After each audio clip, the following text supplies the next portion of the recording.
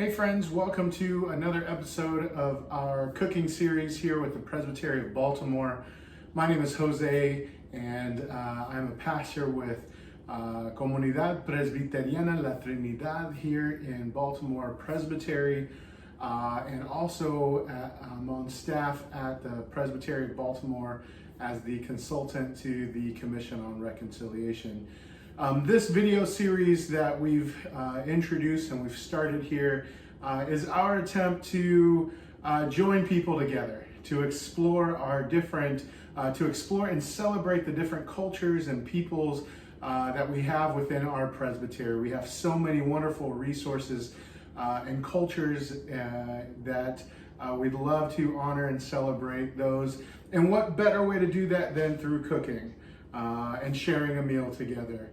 And so although we can't get together, we're still in a pandemic, and we're still dealing with COVID-19. We thought, well, let's try a cooking show and maybe we can all try these different recipes together.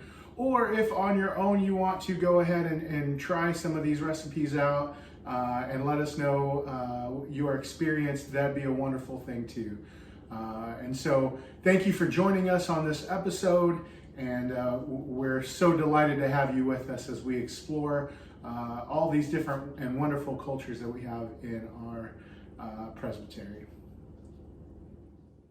So before we get into making the tamales, I wanted to give a little history lesson on the tamal and give a little background on it so that we know where exactly it comes from.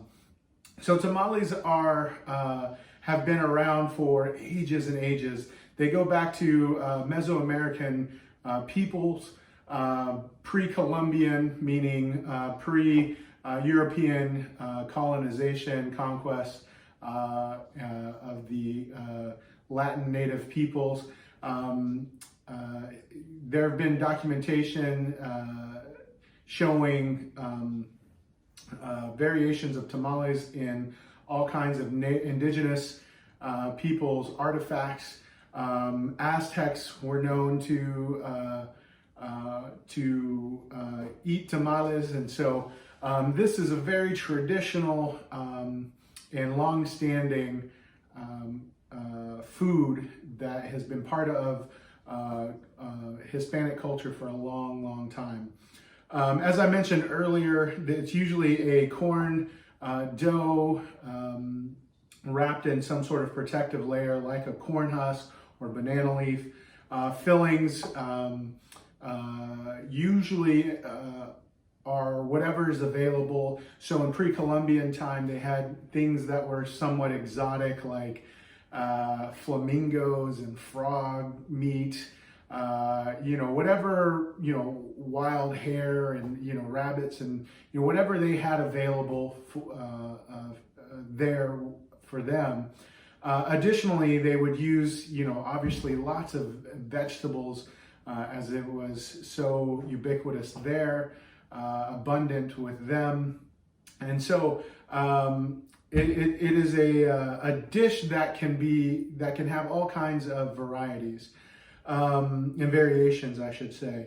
And so typically what happens is that people adapt it to either the region in Latin America, Mexico, where they're from, or as it's migrated, as Hispanic food has become more and more popular in the U.S., we put our own variations and spins on it. And traditionally, what I grew up with was my mom and my grandmothers would make a tamale rojo, which would mean that they would cook the filling, and it was usually pork. They would cook the pork along with some chilies, rehydrated red chilies, which would give it wonderful flavor. And then they would use that same chili broth and mixture and add it to the tamale dough, or masa as it's known in Spanish. The word for dough in Spanish is masa. And that chili would flavor the masa as well. And so you would get this red color that would permeate the tamales from the meat And so that is a traditional one that we grew up with.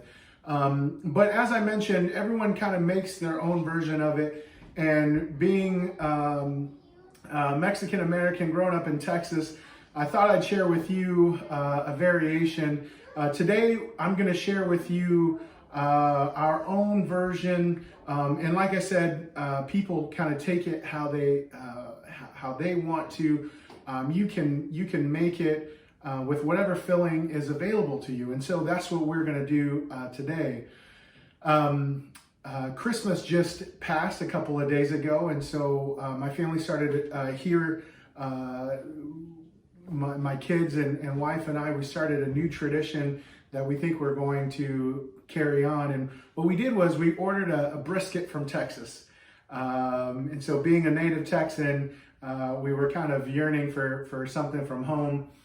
And so we ordered some brisket, and we thought, well, why not use the leftovers and make some tamales out of it? So for today's video, we're going to make some Texas brisket tamales with you today. So I hope you enjoy this version, this variation. And again, you can use whatever protein or vegetable mix that you want in your filling. But today we're going to try our hand at Texas brisket tamales. So for our brisket tamales today, we're going to use, let me show you some of the ingredients we're going to use. First off, we're going to use maseca, which is the dried corn flour that we'll use to start the dough for the tamal. And by the way, tamal is singular and tamales is plural. So this is a tamal, and the whole plate of them are tamales. And so this maseca you can find at most of our local grocers. Walmart tends to carry in the Hispanic section maseca. You can find it in a little Hispanic grocery store if you have one nearby. I happen to buy them online through Amazon. So the beauty of being in a pandemic is we're still connected and we can order things online. So that's kind of a nice thing. So we have maseca here, which is the flour. We also have a little bit of baking powder, and depending on which recipes you use, some will call for baking powder, some won't. So today we're going to use a little bit. It'll give the dough a little bit of fluffiness, airiness to it, so it's not so dense. In addition to that, we'll use some salt. We'll use some vegetable oil as a fat to go with it and to give it some flavor. And then we'll use some chicken broth. You can use water as well. As with most doughs, you add a fat or water or stock to give it some flavor. And so that's what we're going to do. You could use water just as well. We're going to try ours with chicken stock because I had it from our holiday cooking this year. So that's going to be the majority. Those are the ingredients that we're going to use, and we'll start the process. Oh, and the last thing is, as I mentioned earlier, our brisket, our Texas brisket, I just chopped it up to be a more manageable size, and we're going to use that as the filling. But again, you can use, we almost use Thanksgiving Day turkey as we were going to make tamales with leftover turkey. So you can make it with anything you like. So this time we're going to try with this brisket. Okay, so for our masa, we're going to start with the maseca. And for this recipe, we're going to use 2.5 cups of maseca. And I'm going to cheat a little bit and use our stand mixer, which is a lifesaver. If you have one of those, they're great. So we're going to use that in this case. So 2.5 cups of maseca, the dry flour, corn flour. We're going to use 1/2 teaspoon of baking powder. Okay. And then we're going to use a teaspoon of salt, which I've already pre-measured. Then we're going to use 3/4 cups of the vegetable oil in this case. This is going to be our fat for our tamales for this variation. And then we're going to use 1 3/4 cups of warm chicken broth.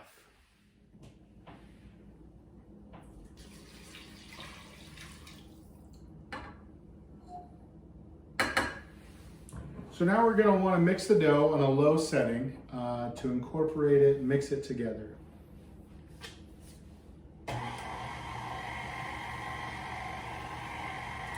We'll let this go for a little while until it starts to come together.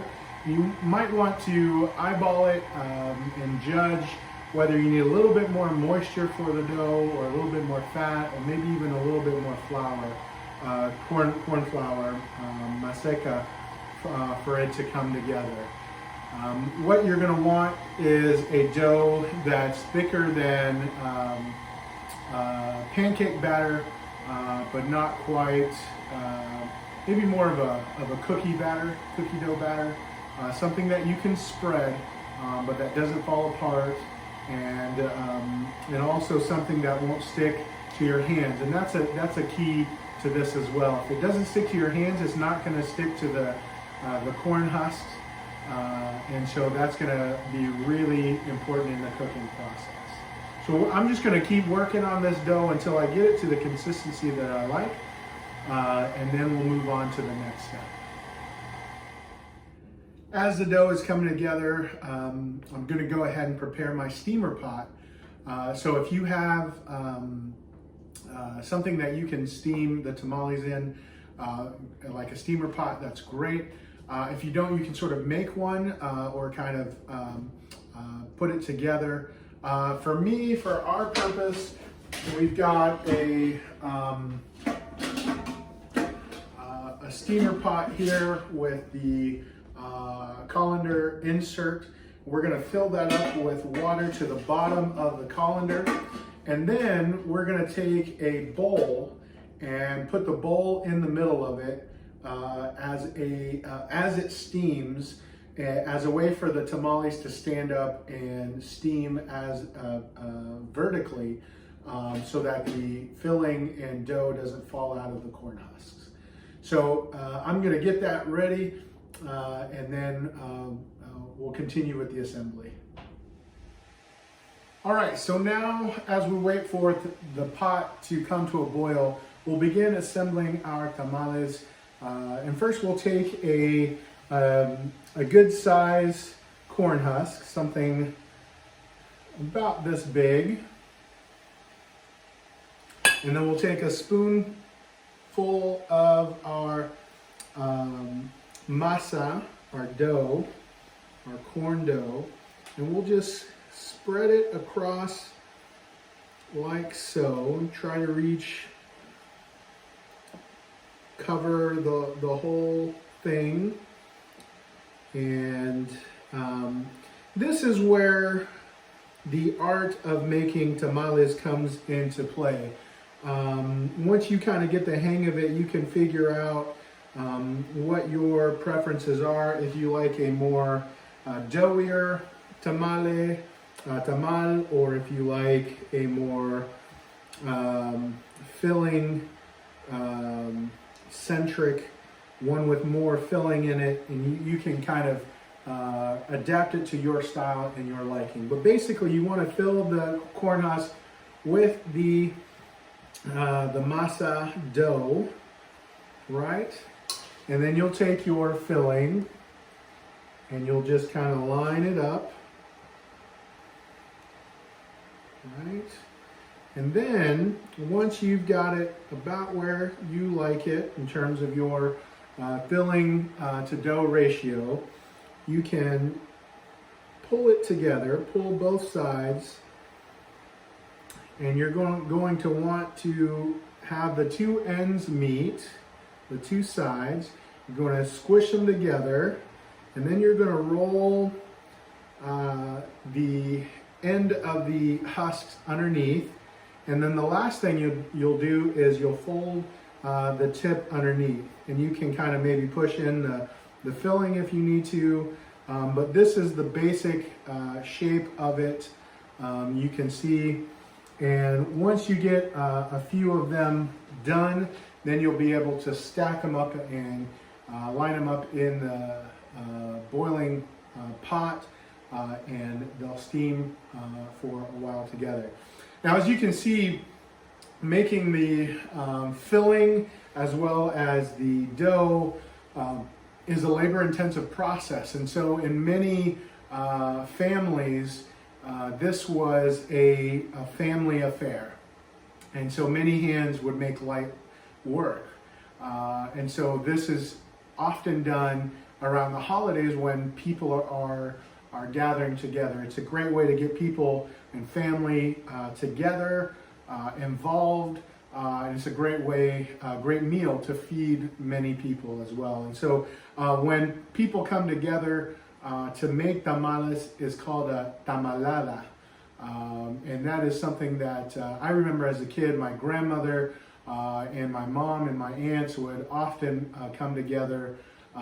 Typically it was the women in the family that would do it, but many families have their own variations, and sometimes the men would help out. And certainly nowadays, as more people are reclaiming their heritage and their own variations of it, we're doing it in all kinds of ways. And at our last batch of tamales, I had my kids help out. So it's a great way to pass on this heritage. And so that's what one tamale is going to look like. I'm going to make some more until we have enough ready to go. As my pot continues to boil, it'll be there. When I'm done with a dozen or so that I'm going to make, then I'll go and put them in there to cook for about an hour and a half. All right, friends, so now you can see that I've made as many tamales as my dough and corn husks would allow me to make. So now I'm going to go and transfer them over to the steamer pot. Let's go. All right, friends, so here you see we have our steamer pot. I put a cup inside, a bowl inside to kind of help stand the tamales up. It's been boiling for a little while, and I just added some more water. Periodically throughout the cooking process, you'll need to add some water as it evaporates. And so the process for steaming the tamales, standing them up, is a little bit tricky, but you can kind of play around with it. As you can see, you'll want to put the flap down so that all of the filling doesn't come out. And you just want to layer and just go around as you are able. Go around the bowl.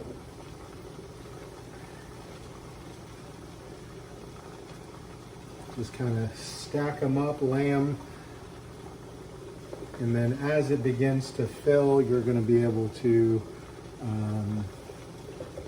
have less difficulty keeping them standing. So we'll see.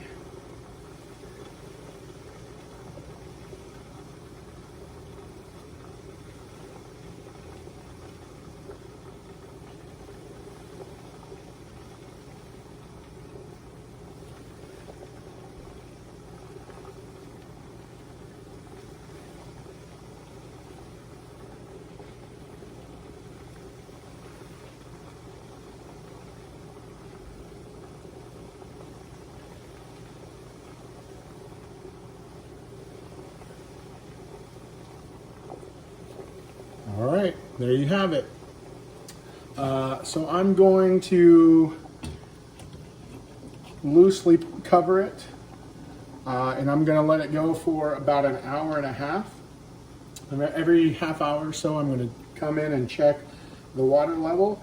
I've got my little cup to add water as necessary, and we'll just let the process go. All right, friends, here you have it. After an hour and a half of cooking, we have the finished product, the Texas Brisket Tamales. They turned out pretty well, I think. I hope you enjoyed. If you did made your own along with me, I hope you enjoyed the process. I hope they turned out okay. These turned out great. If you know, part of the joy of this is tweaking the recipe to your liking. So maybe if you didn't like the filling too much, you can try something else. That's the joy of it. So we finished these tamales, but with any good tamale dish, go rice and beans on the back. On the stove here, I got some rice and beans going. So we'll enjoy those later on. But for now, thank you so much for joining us on this video. I hope you enjoyed it as much as I enjoyed sharing this with you, and my family enjoys sharing all of this with you all. We appreciate it. Take care.